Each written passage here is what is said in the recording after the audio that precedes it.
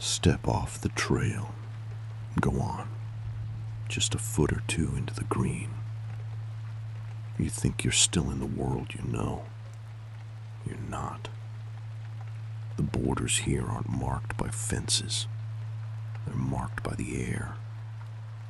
It gets heavy, thick. 95% humidity coats the back of your throat like wet wool. Listen to that. The biophonic chorus. The cicadas, the insects. Sounds like a living skin. It's a conscious entity observing your boots in the mud. But then, it happens.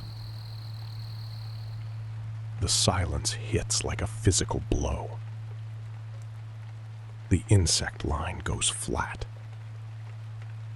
The temperature drops 2 degrees in a single breath.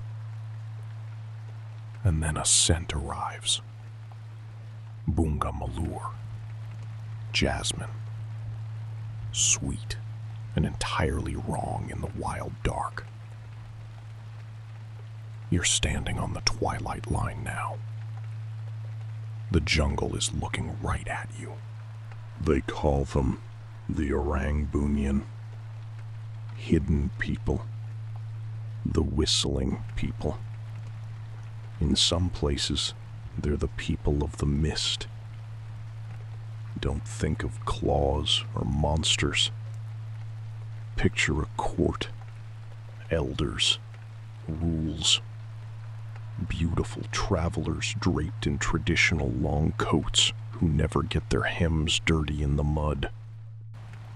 Look closer at the face. There's no philtrum, just a smooth, flawless space where the groove should be between the nose and the lip.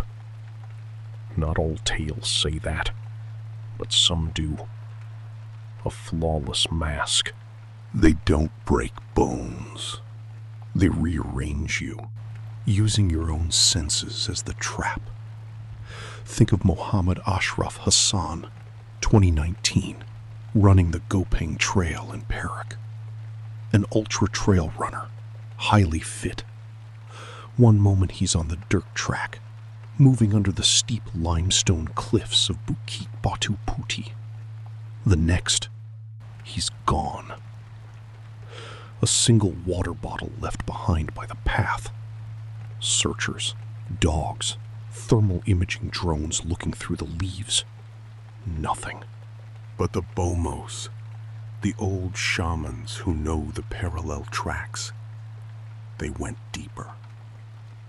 They found piles of empty river snail shells, kulit siput, left in neat piles where he vanished. For us, debris. For them, a banquet. He thought he dined with kings in a palace. He didn't know that time moved differently. One night there, a generation here. Can you hear that tinkling? Gamelan, distant, rhythmic whistling drifting through the trees. It's not a trick. It's the canopy. Humid air and leaf litter strip away the sharp edges of sound, destroying the highs and lows.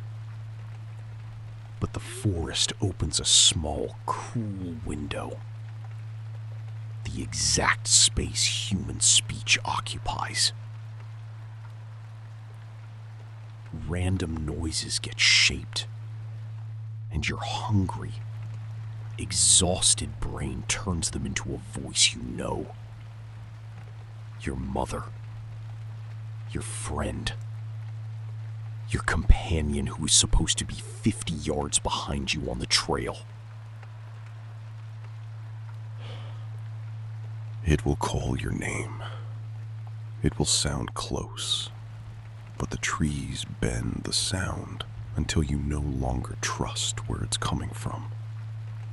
The voice will seem 10 feet away on the path, when it is actually 80 feet up in the canopy, or deep in an unmaintained secondary brush.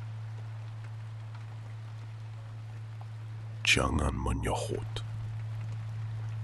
That is the pantang, the law. Never answer. Answer, and you make the tether real.